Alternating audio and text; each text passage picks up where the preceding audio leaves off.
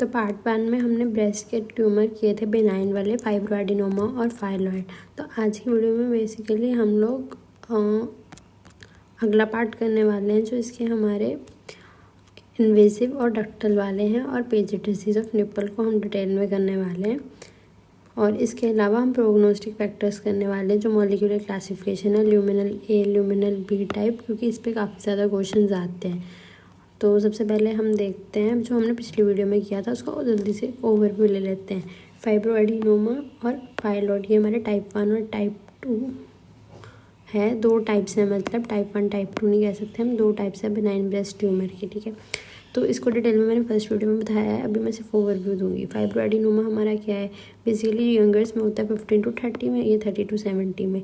ये solitary discrete मतलब अकेला पड़ा होता है और मोबाइल होता है, जनरली फीमेल को इंस्पेक्शन पे मिलता है, ठीक है। इस पर पेन नहीं होती, पेनलेस होता है, और बेनाइन है तो एनकैप्सुलेटेड होगा। और इसमें स्लिट लाइक स्पेसेस होती है। स्लिट लाइक स्पेसेस को समझाने के लिए मैंने तुम्हें दो पैटर्न समझाए थे, इंट्राकैनालिकुलर और पेरिकैनिकुलर। जो इंट्राकैनालिकुलर है उसमें क्या है कि हमारा जो स्ट्रोमा है वो बहुत ज़्यादा प्रोलिफरेट करता है, तो जो हमारे ड्रग्स हैं उनको पुश कर देता है। जब वो पुश करता है तो ऐसे स्लिट लाइक पैटर्न बन जाता है, तो इसके हमने बोला था इंट्राकैनालिकुलर है। इंट्राकैनालिकुलर में क्या था कि स्ट्रोमा ने कंप्रेस करके स्लिट लाइक पैटर्न बना दिया था। फिर दूसरा हमने पढ़ा था पेरिकैनालिकुलर। पेरिकैनालिकुलर में स्ट्रोमा इसको पुश करता है, पुश करने की वजह से पुश करता है, ये पुल करता है, ये पुल करने की वजह से हमारा क्या होता है, जो वो है ग्लैंड्स वो खिंच जाते हैं और डायलेट कर जाते हैं। तो हमारे डक्ट्स यहाँ पे क्या है, डायलेटेड होंगे और पेटेंट होंगे। तो ये हो गया हमारा पेरिकैनालिकुलर, जिसमें पुल करता है स्ट्रोमा, और इंट्राकैनालिकुलर जिसमें हमारा पुश करता है स्ट्रोमा। फिर हमने पढ़ा था दूसरी साइड हमारा फाइलॉइड में कि ये 10 to 15 सेंटीमीटर का होता है, मतलब ये बड़ा होता है। ये यूजुअली 2 to 4 सेंटीमीटर होता है, ये छोटा होता है और ये बड़ा होता है। इसका नाम फाइलॉइड होता है लीफ। तो इसकी अपीयरेंस क्या है, लीफ लाइक होती है। इसमें भी सेलुलर बहुत ज़्यादा स्ट्रोमा ग्रो कर जाता है, और बहुत ज़्यादा स्ट्रोमा ग्रो कर जाता है इसमें भी, और डक्टल स्ट्रक्चर्स हमारे जो है इसमें भी कंप्रेस हो जाते हैं। बट इसका क्राइटेरिया इसकी 3 है, बिनाइन, बॉर्डरलाइन और मैलिग्नेंट। ये मैलिग्नेंट भी हो सकता है, ये मोस्टली बिनाइन होता है, ठीक है। तो इसमें हमारा ये क्या है कि माइटोसिस इसमें बहुत ज़्यादा दिख रही होती है। अटिपिया मतलब एटिपिकल फीचर्स होते हैं, जैसे सेलुलरिटी ज़्यादा होगी, हमारा हाइपरक्रोमेटाइजेशन ज़्यादा होगी, बेसल न्यूक्लियाई नहीं होंगे। तो ये हमारे पॉइंट्स हो गए। स्ट्रोमा ज़्यादा हाइपर प्रोलिफरेट कर रहा होगा, हाइपरसेलुलरिटी और इन्फिल्ट्रेटिव मार्जिन्स होंगे। तो ये हमारा पहला हो गया। अब हमने इसके क्लिनिकल फीचर्स देखे, तो ये क्या होगा, painless, solitary and palpable lump होगी। जनरली हमारे ब्रेस्ट कैंसर्स में पेन नहीं होती, बट जब बाद में हम उसको वो करवाते हैं डायग्नोसिस, तो ये 3 मेथड से करते हैं, तब हमें पता लगता है कि हाँ वो मतलब ट्यूमर बेनाइन है कि मैलिग्नेंट। तो 3 टेक्निक्स कौन सी है, यहाँ तो बंदा सेल्फ पैल्पेट कर रहा है, उसके बाद हमने मैमोग्राफी कराई ब्रेस्ट का ट्यूमर का साइज़ देखने के लिए। तो हम TNM स्टेजिंग पढ़ेंगे आगे। TNM स्टेजिंग के हिसाब से हमने ब्रेस्ट को बताया है कि वो बेनाइन है कि मैलिग्नेंट। फिर हमने FNAC कराई। FNAC क्या होता है, फाइन नीडल एस्पिरेशन साइटोलॉजी, मतलब ये हमारी लंप है, उसमें से हमने थोड़ा सा टिश्यू निकाल लिया एस्पिरेशन करके। अब उस टिश्यू को हमने यूज़ किया और चेक किया वो बेनाइन है कि मैलिग्नेंट। अब इसमें रिस्क फैक्टर्स क्या हो सकते हैं, जो हमारी डेवलप्ड कंट्रीज़ है वहाँ पे ज़्यादा है कंपेयर टू डेवलपिंग कंट्रीज़। जिसकी फैमिली हिस्ट्री है, मतलब अगर किसी की मदर को है तो ये चांसेस है कि वो बच्चे में जा सकते हैं। उसके बाद हमारी जर्म लाइन म्यूटेशंस कौन सी है, BRCA1, BRCA2 और TP53 की म्यूटेशन। BRCA1 हमारी क्रोमोसोम 17 पे पड़ी है, BRCA2 हमारी क्रोमोसोम 13 पे पड़ी है। उसके बाद हमारी मेंस्ट्रुअल और ऑब्स्टेरिक हिस्ट्री है, अगर किसी की मतलब जिसको जल्दी मेनार्क आ गया या लेट मेनोपॉज। बेसिकली अगर तुम्हारे ब्लड में ईस्ट्रोजन ज़्यादा है ना, तो तुम्हारे चांसेस है। अब अर्ली मेनार्क में भी क्या है, ईस्ट्रोजन पहले आ जाएगा। लेट मेनोपॉज में भी क्या है, एस्ट्रोजन ज़्यादा देर तक रहेगा। तो बेसिकली एस्ट्रोजन हमारा रिस्क इंक्रीज़ करता है और प्रोजेस्टेरोन तुम्हारा रिस्क डिक्रीज़ करता है। तो ये पॉइंट इंपॉर्टेंट है जो तुम्हें याद होना चाहिए। उसके बाद अब नलिपेरिटी, मतलब कभी भी जो फीमेल है वो प्रेग्नेंट नहीं हुई अभी तक। अब प्रेग्नेंट नहीं हुई तो उसका ईस्ट्रोजन लेवल ज़्यादा होगा, तो इसमें रिस्क क्या होगा, ज़्यादा। मल्टीपैरिटी मतलब वो प्रेग्नेंट हुई है। प्रेगनेंसी में कौन सा हार्मोन होता है, प्रोजेस्टेरोन। प्रोजेस्टेरोन आ गया तो वो प्रोटेक्टिव है, तो वो क्या कर देगा, डिक्रीज़ कर देगा। अब आ गया ब्रेस्ट फीडिंग। ब्रेस्ट फीडिंग में भी क्या है, प्रोजेस्टेरोन और प्रोलैक्टिन होते हैं, वो हमारे प्रोटेक्टिव है, तो रिस्क कम हो जाएगा। HRT थेरेपी बाहर से हार्मोन दे रहे हो, ईस्ट्रोजन तुम बाहर से दे रहे हो उसको, तो क्या इंक्रीज रिस्क हो जाएगा। ओफ्रेक्टमी, किसी की ओवरी हमने निकाली हुई है तो ओवरी से ईस्ट्रोजन आना था वो नहीं आ रहा, तो ईस्ट्रोजन घट गया तो रिस्क क्या हो गया, कम हो गया। कोई अल्कोहल स्मोक कर रहा है तो ज़्यादा रिस्क है, रेडिएशन का ज़्यादा रिस्क है। ठीक है, तो एक बार देखते हैं क्या रिस्क फैक्टर्स हैं हमारे।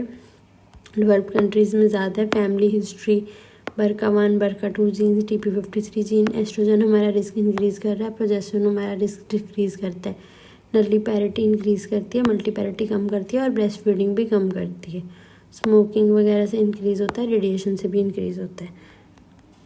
अब हम इसकी देखते हैं classification of tumour. World health classification अगर हमें आई ब्रेस्ट की तो हम कैसे लिखेंगे, बिनाइन और मैलिग्नेंट है। ठीक है, बिनाइन में हमारी आती है पहले बिनाइल एपिथेलियल प्रोलिफरेशंस, मतलब बिनाइन है और प्रोलिफरेट कर रहे हैं। तो इसमें हमारे दो होते हैं, नॉन प्रोलिफरेटिव, एक हमारा होता है प्रोलिफरेटिव। नॉन प्रोलिफरेटिव मतलब प्रोलिफरेशन हो ही नहीं रही फाइब्रोसिस्टिक चेंज में। इसी में हमारा फाइब्रोएडिनेमा और फाइलॉइड की क्लासिफिकेशन अभी तुम्हें पता लग जाएगा कि वो कहाँ आता है। ठीक है, बेसिकली हमें इसे पार्ट 1 रखना चाहिए था, बट वो टॉपिक्स इंपॉर्टेंट थे, फाइब्रोएडिनोमा और फाइलॉइड, तभी मैंने पहले रखा उसको।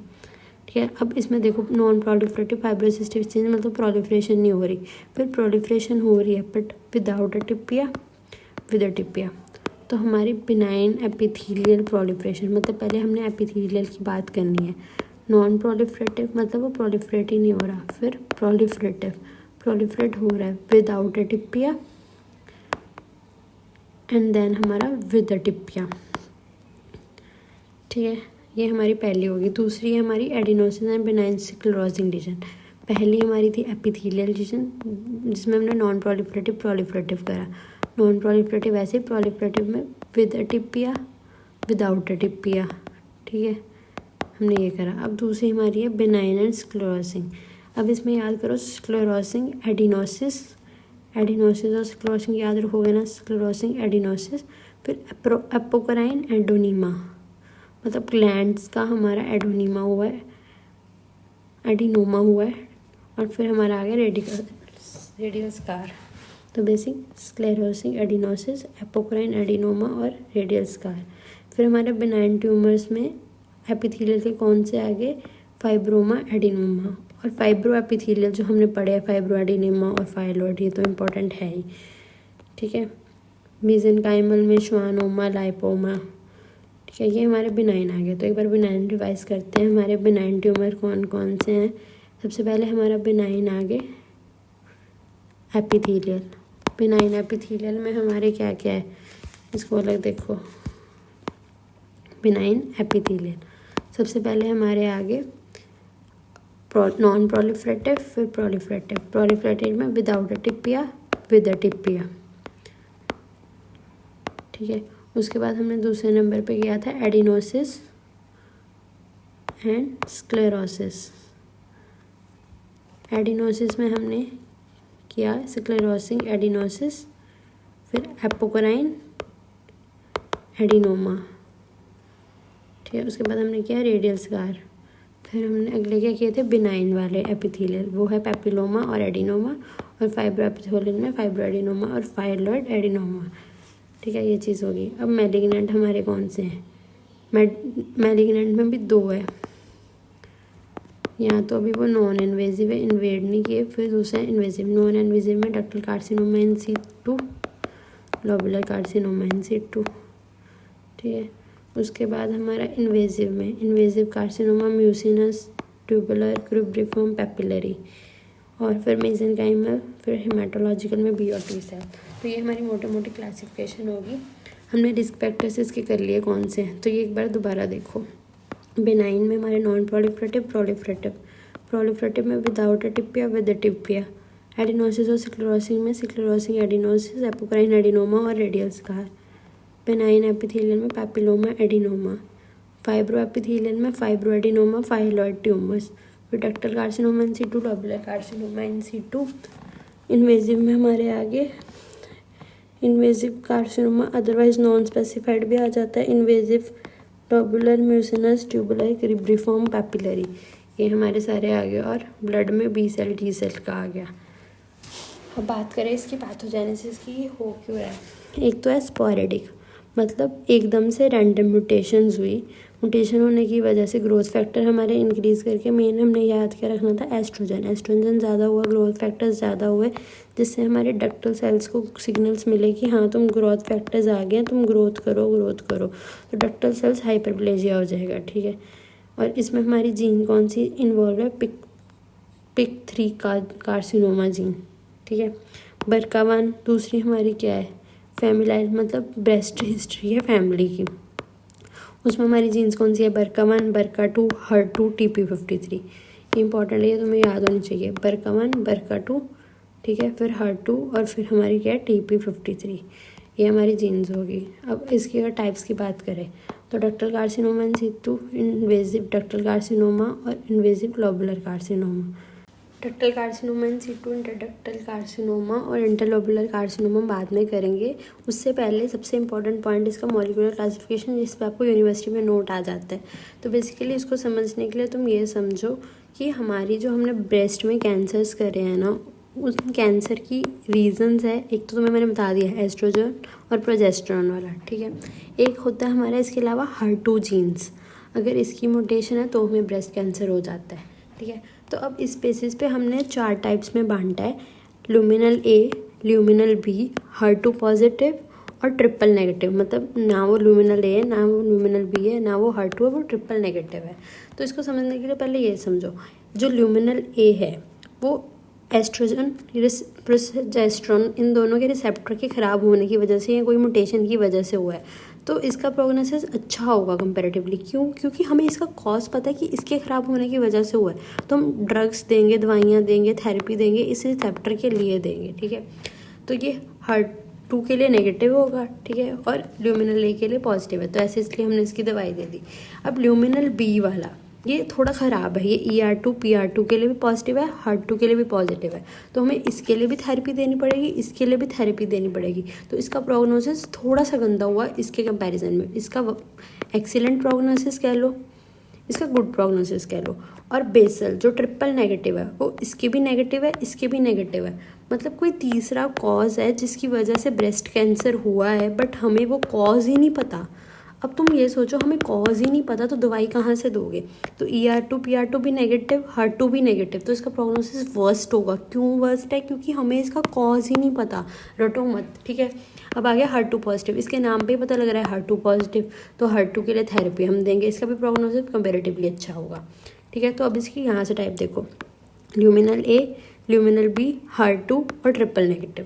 तो सबसे पहले ये देखो, ल्यूमिनल ए में हमने बोला था ER पॉजिटिव होगा, ये PR भी पॉजिटिव हो सकता है, HER2 नेगेटिव होगा। इसके अलावा एक जीन होती है K167, ना भी याद रखो, कोई चक्कर नहीं है, ठीक है।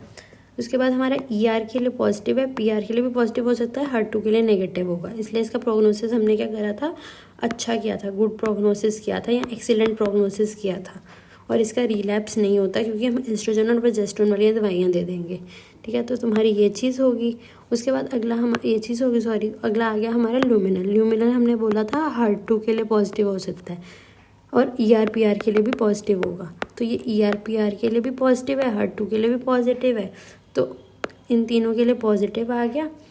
उसके लिए हमारा जो प्रोग्नोसिस है वो इंटरमीडिएट है, क्योंकि काफ़ी जीन्स के लिए पॉजिटिव है। तीसरी आ गई HER2 पॉजिटिव, मतलब ये इसके लिए नेगेटिव होगा, इसके लिए भी नेगेटिव होगा, पॉजिटिव हो सकता है, उससे हमें कोई दिक्कत नहीं है। HER2 के लिए तो पक्का पॉजिटिव होगा, ठीक है। यहाँ HER2 नेगेटिव है, यहाँ पे भी HER2 मेनली नेगेटिव ही होता है, यहाँ पे HER2 पॉजिटिव है, ये पॉजिटिव नेगेटिव कुछ भी हो, हमें प्रॉब्लम नहीं है, ठीक है। तो ये हमारा हो गया इसका प्रोग्नोसिस वर्स, क्योंकि HER2 जीन आ गई एक, जिसके लिए हमें थेरेपी अलग से देनी पड़ेगी।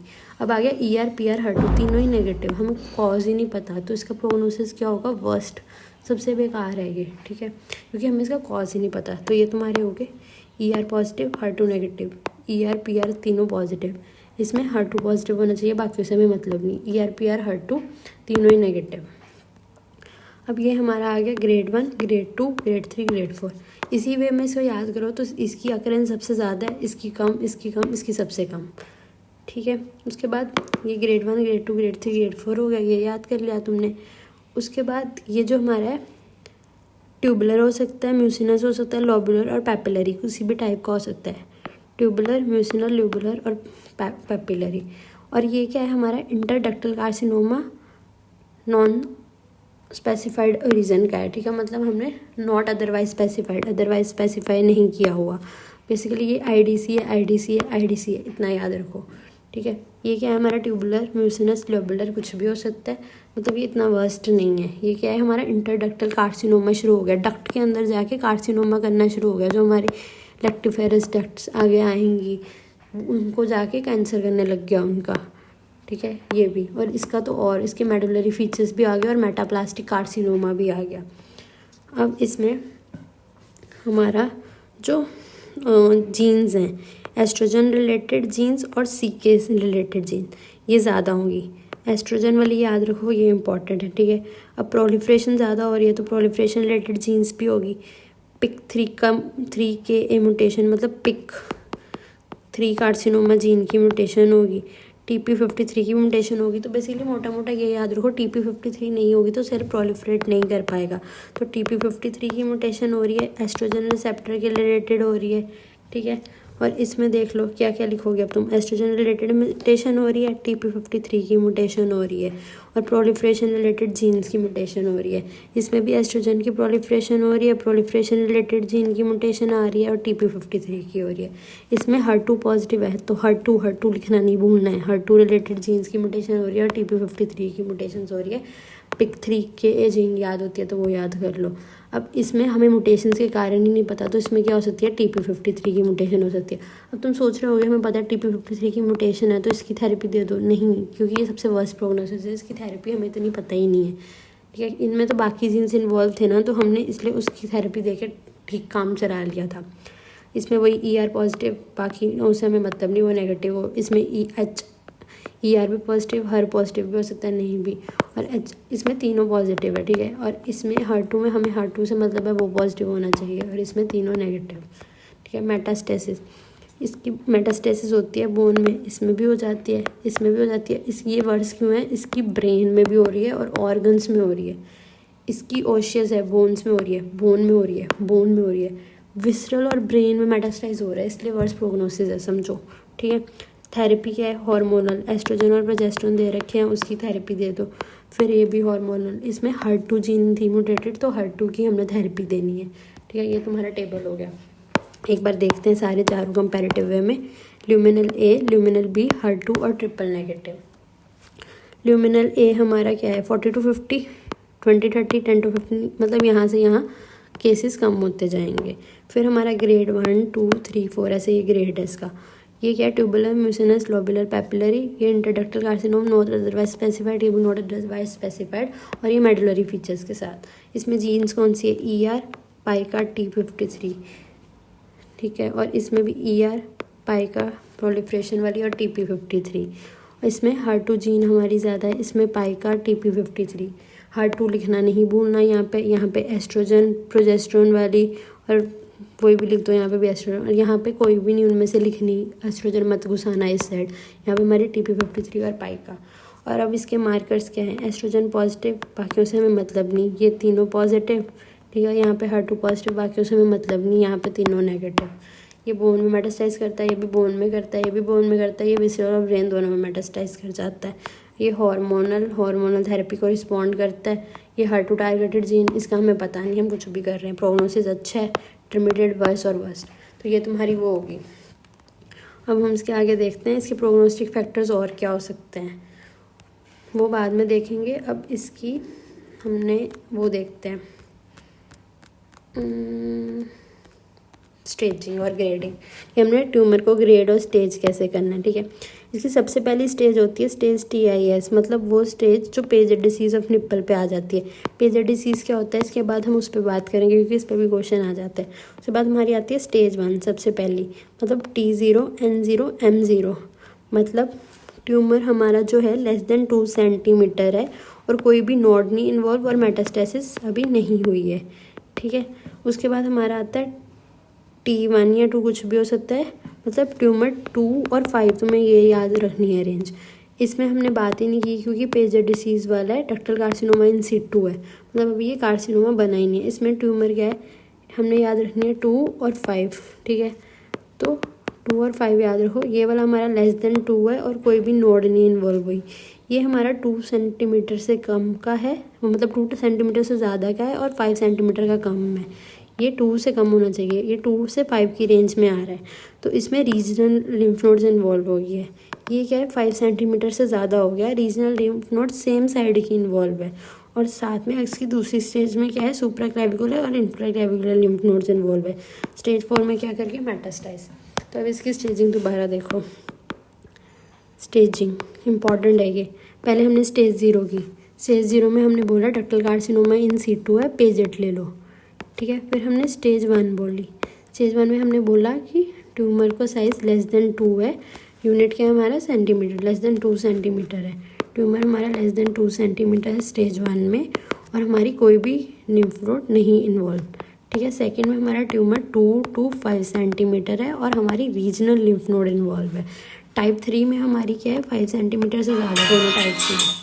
टाइप 3 में 5 सेंटीमीटर से ज़्यादा है तुम्हारा, तो 5 सेंटीमीटर से ज़्यादा होगा तो इसमें रीजनल लिम्फ नोड्स इन्वॉल्व है, इसमें सुप्रा क्लैविकुलर और infra clavicular lymph nodes involve है, ठीक है। इसमें ट्यूमर साइज़ हमारा ज़्यादा है और किसी भी साइज़ का होता है, मेन इसमें पॉइंट है कि मेटास्टाइज कर रहा होगा।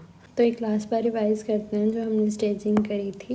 पहले हमारी पेजेट डिसीज़ ऑफ निप्पल आ गई जिसके साथ एसोसिएशन नहीं है। फिर हमारी स्टेज 1 आ गई जिसमें ट्यूमर का साइज लेस देन 2 है और कोई भी नोडल नहीं है इन्वॉल्व। फिर हमारा आ गया 2 to 5 सेंटीमीटर और इसमें हमारा रीजनल लिम्फ नोड्स हमारे वहाँ उस एरिया के इन्वॉल्व है। फिर हमारा आ गया 5 सेंटीमीटर से ज़्यादा और हमारी इसकी सेम साइड की रीजनल लिम्फ नोड्स इन्वॉल्व है। उसके स्टेज बी में हमारी सुप्रा क्लैविकुलर और इंफ्रा क्लैविकुलर साइज वही 5 से ज़्यादा। और स्टेज 4 में ट्यूमर किसी भी साइज़ हो सकता है, विद और विदाउट रीजनल, मतलब रीजनल हो भी सकते हैं और नहीं भी। और इसमें हमसे इम्पॉर्टेंट पॉइंट कि इसमें हमारी मेटास्टेसिस हो रही होगी। ये हो गया। इसके बाद हम करते हैं पेजेट डिसीज़, क्योंकि पेजेट डिसीज़ पे भी हमारा जो है क्वेश्चन आता ही आता है, मोस्ट प्रोबेबली वो इम्पोर्टेंट क्वेश्चन होता है हमारा। तो पेजेट डिसीज़ देखते हैं हमारा।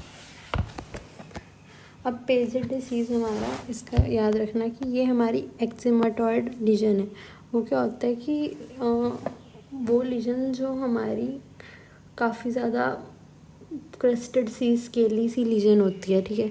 तो क्रस्टेड स्केली लीजन होती है, एक्जिमाटॉइड लीजन होती है। बेसिकली इसमें इन्वेजन हो भी सकती है, नहीं भी हो सकती।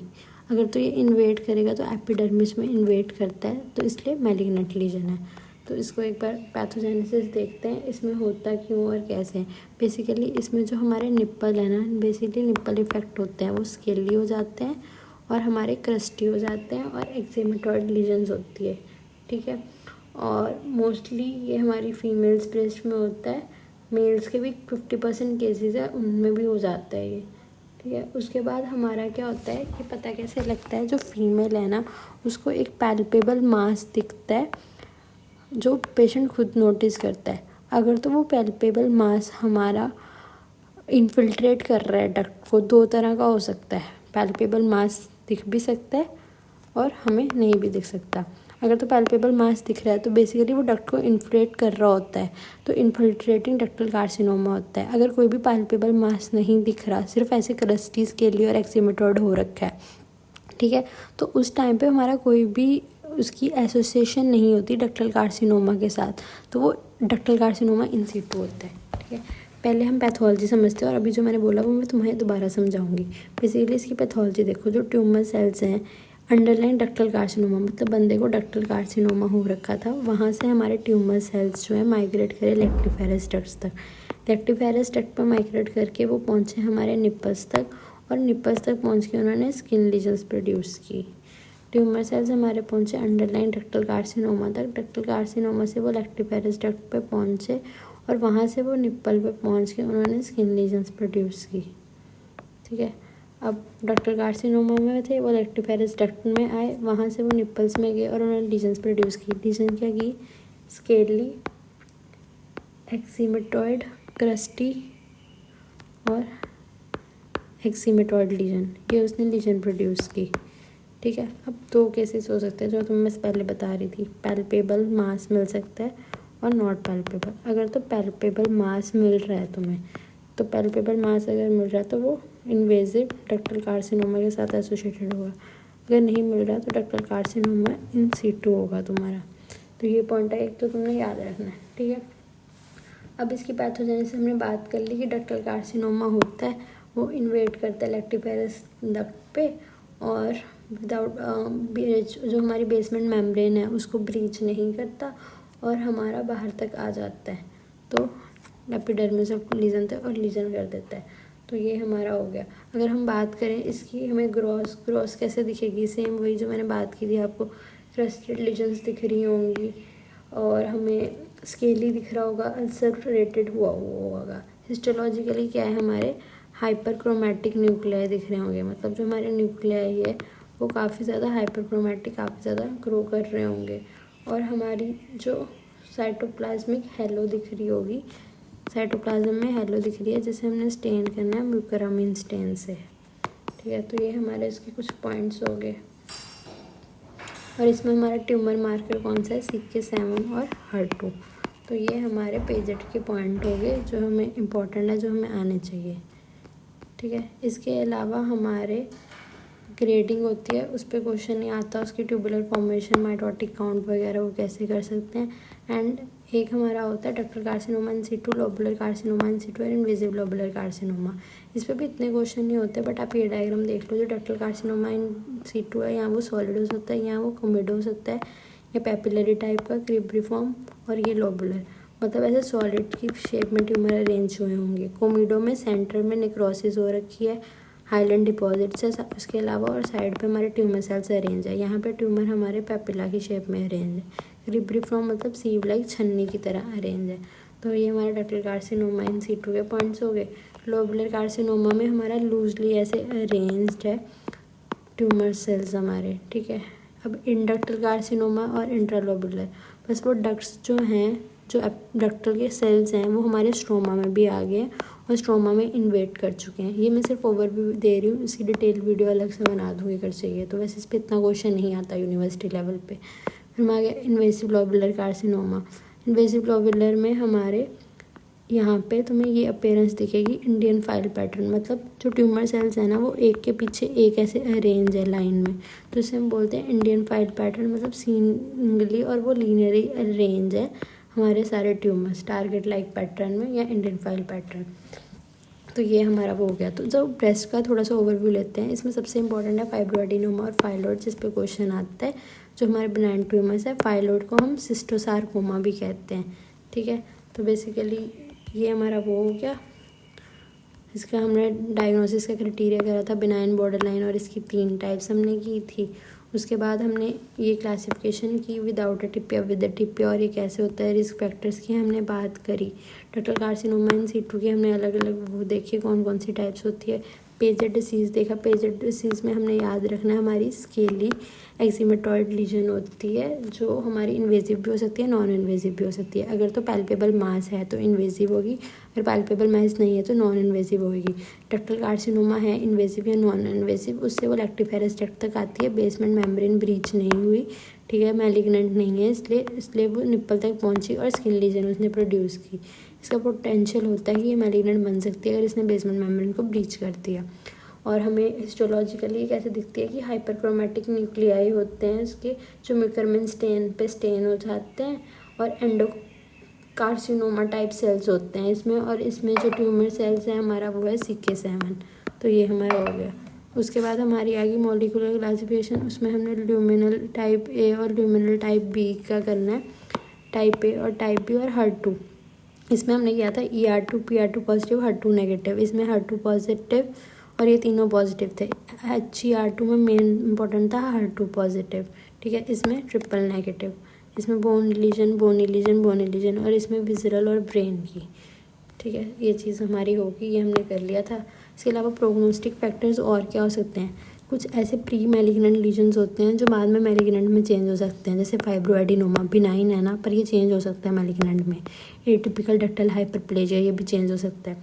फिर डक्टल कार्सिनोमा इन सिटू, लोबुलर कार्सिनोमा इन सिटू, अगर तो ये मार्जिन्स को अपने इन्वेट कर गया तो ये चेंज हो सकता है। TP53 म्यूटेशंस, PCL2 म्यूटेशंस ये हमारी हो सकती है। अब इन्वेजिव ब्रेस्ट कैंसर में हम रूटीन हिस्टोपैथोलॉजी, हार्मोन का स्टेटस, रिसेप्टर का और बायोलॉजिकल इंडिकेशंस करते हैं।